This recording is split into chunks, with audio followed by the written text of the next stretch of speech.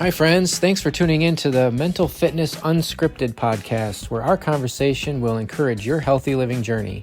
Inspired by our Team Quadzilla coaching motto, Healthy Living Starts Between Your Ears, we talk about mental fitness in ways that challenge us to think about our thinking regarding topics like habits, leadership, exercise, values, marriage, parenting, and faith. Our hope with this podcast is to sharpen you as we sharpen ourselves to be all we were made to be. So let's dive right into the conversation on this episode of Mental Fitness Unscripted. Good morning, Chad. So do we need to start over? Well, let's just back up for a second because I think we were onto something there for a minute. You asked me how I was doing with the social media experiment where I'm going to be careful of my mindless scrolling. And so I confessed that I still have a lot of work to do. And we were sharing about how I had read somewhere, probably on social media, click here for the article or whatever, but it was basically telling us how addictive the social media has become in ways that we're not really necessarily aware of. There's things that happen, chemical reactions in your mind through the dopamine hit that from the visual things and the graphics and whatever. But what's worse, I think, is that we are collecting inputs that we're not even aware of through even the mindless scrolling of data that is usually a comparison or some kind of a judgment or other kind of negativity, and it's all getting stored even though we're not aware of it, just because we're seeing it, and how dangerous that can be to our mindset. And then you asked another good question about what does that, how has that changed maybe over even our lifetime? And so I think let's pick it up from there. Well, and the question stemmed from a book that my wife was listening to, and she says, "You've got to hear this." And so, I went over and listened to it. And so the author was making this point. He says, we have this, to your point, the scrolling brings a dopamine hit. I mean, the fact that you can make that choice and scroll is like the old Tetris, it just keeps coming. I can move it over here, I can move it, and then it depletes that row that is all uniform, and it goes away and gives you more space, and the things just keep going. And so you've got that dopamine hit every time that you come to something, and you can click on it, and then you can, well, I didn't like that. You made that choice, and it's a hit, and you can scroll and keep finding things. And he made the point that even news services, what's on the internet, what's allowed on the internet anymore. He said it's just that information coming at you, and it's fun to go through that and just kind of sort. Well, I want this. No, I don't want that, and you're just making those choices. And he said what's happening is we're kind of in a zero sum game where we have to make it more exciting, more salacious, more graphic, whatever it is, because, well, I've already seen that. Well, I need to see the next thing. And so it just becomes this thing. And as part of that, to prove his point, he asked the question, he said, how old were you when your parents first let you go to the store all by yourself, to the corner grocery store or whatever? How old were you? Okay. Yeah. And for me, I think you said you were in lower elementary grades as far as Yeah. your memory, and As soon as I could ride a bike. Yeah. you hopped on a bicycle and you were on your way. See, for me, I can remember I was probably 5 or 6. Yeah. I can't put my thumb on it and just say I was exactly this age, but it would have been in that time period. Um, and I remember walking to the corner grocery store. Now, granted, it was only about a block away. It wasn't very far away, but um, I used to go there all the time. I'd find a dime and I was off, and what can I get for a dime? And he said, okay, let me ask you the question today. What do parents do? do they allow their children? And I asked you that question, Yeah. what do parents do? What was your answer? Yeah, the answer is either it doesn't happen at all, or I'm going to drive you there. Right. Okay. So there's a lot in that, Exactly. versus, it's not, you're not going alone. You're certainly not going to take, exercise with it. We're going to drive you to the end of the block. Right. And yeah, I mean, it's totally different, Well, totally because of different. all these stories and because of what the news concentrates on, what has happened is it's magnified. There's 8 boogeymen from here to the Yeah. store. Okay, Yep. guaranteed. There's 8 boogeymen, and I'm not letting you out of the house. Okay, and he gave some statistics, and it he made a very valid argument that it's probably safer now than it was when I was going all by myself. Okay, Yeah. that I'm not here to argue that, but his point is that we guard our children physically, but what do we do with them as far as their cell phone? I mean, how early are we giving a smartphone to a child now? Oh, don't even get me started on this. Yeah. Okay, Yeah. and Uh, we guard the physical part. There's no way I'm letting this child go to the store by themselves, but I will give you the world on this telephone that you can see anything that you want. And he yep. made the point, and I have some views about this, um, as far as morality and so forth. But there is 700 years of video curated in graphic porn available on the internet right now. 700 years worth of viewing. Oh my gosh. Okay, and we hand that window, and I'm just Yeah. I'm that's my wife, by the way. It There she was. is. Yeah. There, There there she she is. is. But we hand that window to all of, and that's just an example of what's available to kids. And all they have to do is hit the button and say, "Yeah, I'm 18. No big deal." Hmm. And it's not about sharing what's on there. It's about marketing. And Hmm. you got to make it a little bit more. Yeah. And back to that Tetris thing or that swiping thing. Oh, I've seen that. Well, I need to see something more. Yep. Anyway, sorry, kind of got off on a tangent here, but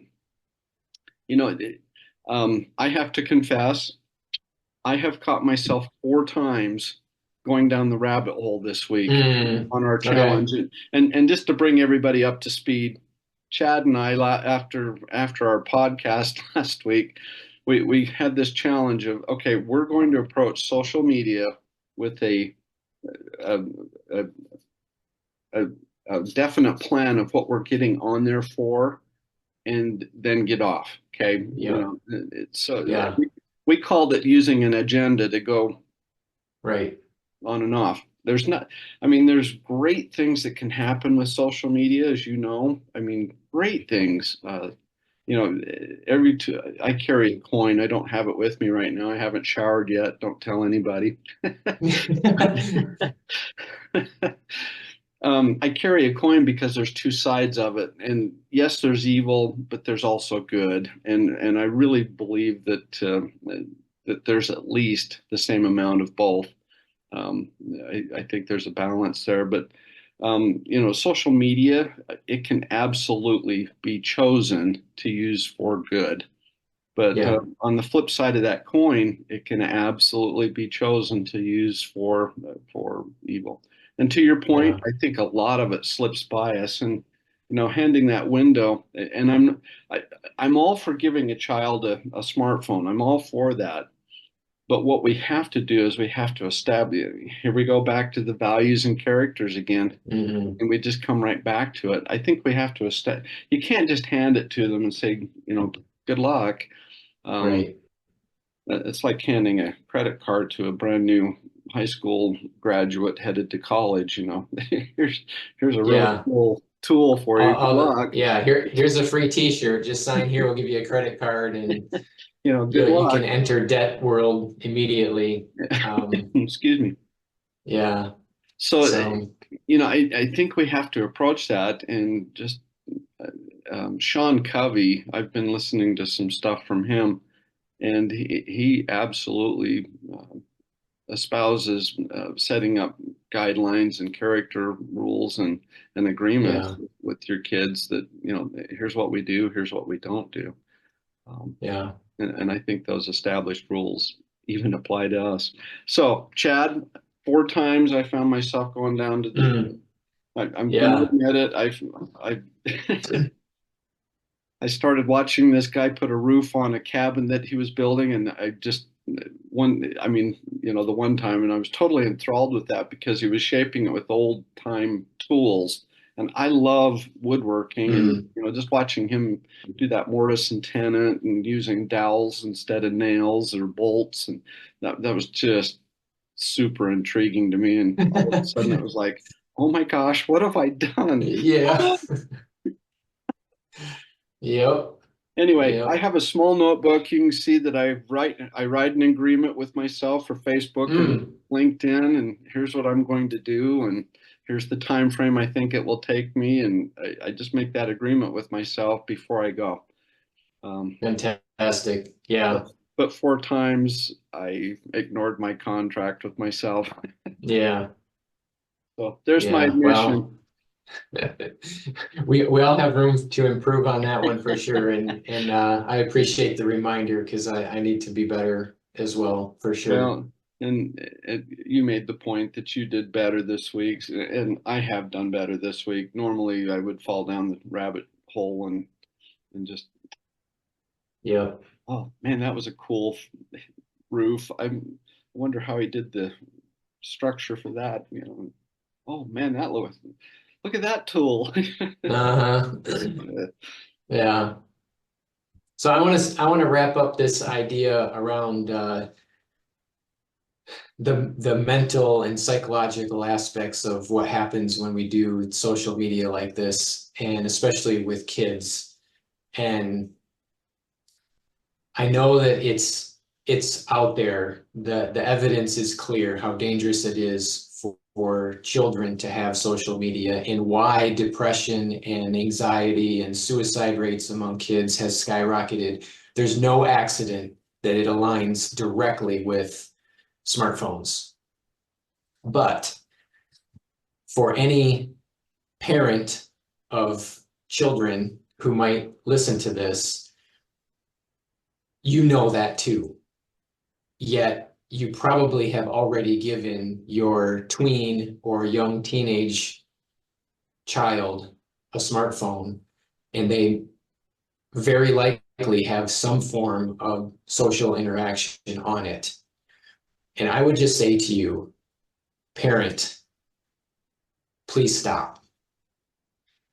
There is nothing good to be gained by having your child on any kind of social media, period.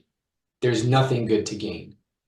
If you have to give your kid a phone, it should have a phone function and maybe a text function. That's it. Now, this is my opinion, but I'm also a parent. And Angie and I made very difficult decisions with Brandon about a phone. And he was the only kid in high school among all of his peer group that did not have a phone. And they teased him for it. Thankfully, he was brave enough to not really care so much, but he also didn't get subjected to all of the junk that comes with the phone. When he turned 16 and started driving, he had a phone, but no social media whatsoever at 16. Um, he's 20 now. He still doesn't do, he just started LinkedIn, but he doesn't do Facebook. He doesn't do the other social media things, except as is related to his school. And he still admits that it's a problem. because he'll get stuck, scrolling things and, having access to YouTube and stuff now. And he's like, Dad, I mean, I keep wasting the time. And he's a young adult now. But can you imagine if he had habits built as a 12-year-old Before to that, do yeah, that? yeah. And I am aware of parents in my circle who have chosen to give their kids phones, and they are reaping the consequences of it right now. They're like, I don't know what to do. My kids are a mess. They're always, fill in the blank. And I'm like, take away the phone. Oh, I don't know if we can do that.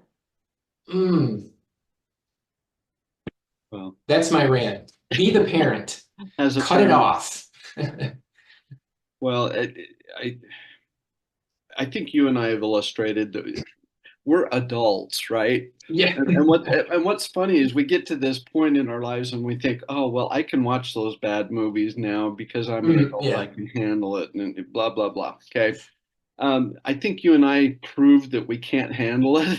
I mean, Yes. we made a Yep. challenge. We've actually written contracts with ourselves to even get on, and still fall down the rabbit hole. And I think, to your rant, yes, but if you're not going to take the phone away, at least establish rules. But parent, you're the leader.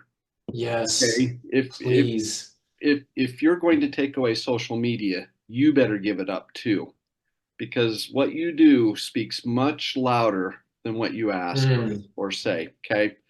And yeah. so, be that leader. Show them that, look, I write a contract with myself before I show them, Mm, don't expect it to happen. You've got to, here's my point. You've got to do twice what you expect your children to do. Okay. mm, You want them to get off of social media? You better find a way to do twice that to get mm. off social media. Because Okay. they're watching. Yeah, Because they're watching, and absolutely. they will do, uh, you know, they'll do twice what you do. Okay. Yeah. Okay. Yeah, that's super convicting because our normal reaction is, well, when you're an adult, then you can do these things. And we're proving that it doesn't we matter. proved it didn't Yeah. work. Yeah. I mean, a whole week, Yeah. Chad, I could do anything for a whole week except Yeah. social media. Yeah. Right. Yeah, we need to be better if we're going to expect our kids to be better. That's fantastic. Yeah. Parents, you're the leader. Okay, so show Yeah. them, and you've got to overshow them. I'll just put it that way. Yes, I Yeah. said Oh, double, that's but good. at least overshow them. Um, show them show them how you want them to live, and you've got to live it double. You just have to. Yeah. Mm. Boy, Sorry. that's super convicting. If you want them to work hard, you better work twice as hard as you want them to work. Yeah. You in anything. You don't want them to drink, you better be absolutely dry, Yeah. sober dry. Okay. And I've watched families. Um, how do I've watched families that say, well, cola drinks aren't bad because it's just caffeine. Well, okay, that's a choice, and I don't have any problem with that. On occasion, I'll drink caffeine. I don't do it a lot, but on occasion I will. And what's interesting is that some of these families, even though they don't believe in alcohol drinking, well, it was okay because we kind of fudged on the caffeine. Mm. That I can take it a little bit further. I'll be okay because I'm an adult. And Hmm. I've got a friend right now that's seeing the outcome of just, and I use that as an example. Caffeine I think is okay as long as you use it as a tool and not as a crutch. I mean, Mm. it's back to my coin. There's two sides of Yeah. it. It can be a great tool, a great help, but it can also be your. Here's how I look at it. I'll put it this way, and then I'll shut up. There are things that I can control. Okay, I can turn this over and have it run as a sand Okay. But I can get stuck on something that controls me, like my Tetris or my social media or my caffeine addiction or my drug addiction or whatever it is. And so the question I'll leave you with is are you acting on it or is it acting on you? Mm, Which one's the object? Is it yeah. this or is it you? Mm, yeah. Are you We are slaves to many things that we're not consciously aware of. yeah, And see, to your point, yeah, yeah, I can use social media as a wonderful tool for my business. I can do that. yep, Right. Or I can have it rule me if I don't yeah, keep my agreement with myself. yeah. I can have it. So what are you a slave Uh, to? well, right now, I can tell you I'm a slave to this is going to sound funny, but it was my birthday this past weekend. Hey, happy birthday. Um, I missed it. I'm sorry. yeah, yeah. So I'm 50 now. And so it was kind of a big deal this weekend. And the people who know me well know that I love cookies. And I don't have cookies at home because I have zero self-control when it comes to cookies. So we don't have them at home ever. I Hmm. eat cookies when there's some special occasion or it's Christmas time or whatever. So for my birthday, I don't do cake. I have cookies and people would give me cookies. And so I have lots of cookies. And what I'm finding is that because I have very little control, I very quickly get re-addicted to the sugar and the sweet of the cookie to the point where I'm I'm really becoming slave to it. There's a tray of cookies in my kitchen right now that I was given earlier this week, and it's all I can do to walk past it without grabbing another one every time. It's And calling your so name right now. it is, it is, and I will probably eat a couple of them for lunch today, when for months I will have zero cookies and zero refined sugar in my diet because that's how I eat. I am proving that addiction and being slave to things happens very fast, very innocently, and it's super destructive because I'll tell you this too, I don't feel the same.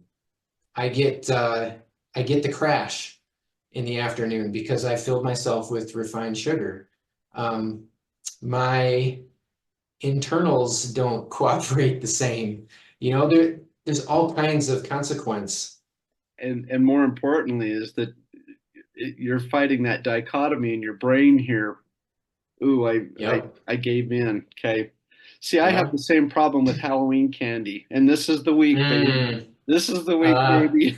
yeah, you're in You know, for it. me and Hershey, we're just like this. Okay. Yeah.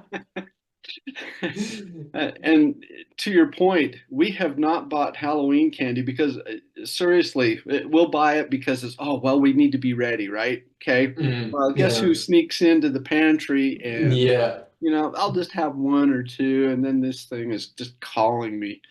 And we'll buy two or three bags because I'll eat two of them before, and it's like, ugh. So Yep. this week I'm being successful because we're not buying anything until There Halloween. you go. There you go. Yeah. We'll And find as some. soon as these cookies are gone and out of the house, there won't be any more. There will be none, and I won't have any. And that's how I have to consciously break that addiction for me because Yep. that's basically what it's become. And now, so listener or viewer here, take assessment of these things and figure out Well, what it is that you've got to cut out because it's not serving you. You are a slave to it, and yeah, we all are slave to something. yeah. We kind of beat up social media, but to your point, there's a plethora of things in our lives that we Yeah. can get addicted to. Um, Yep. you know, chocolate, Yeah. Uh-huh. cookies, Yep. pie. Yeah. No, Yeah. this is a dangerous time for me because there's lots of goodies, Hmm. lots of goodies. So, yeah, the willpower, um, who is it? Darren Hardy, I think he says the willpower is easier when you leave it at the store. So, Yep, so, this is true. well, This Chad, is anything true. else? No, this was a surprisingly good topic today. In fact, as I Unscripted was again. rushing through the end of my previous appointment, I was thinking, I have no idea what we're going to talk about today. I usually have at least something that's like, maybe. I had nothing today, and I think we just dove into something that is pretty worthwhile, super convicting to me, and I hope it's helpful to anybody who would hear this. So Well, thank you for that. it's convicting, but make sure that you use it to the positive. Take assessment of yourself, take inventory, say, okay, does this apply to me? And then make that resolve and move forward and just develop that confidence. You know, Yeah.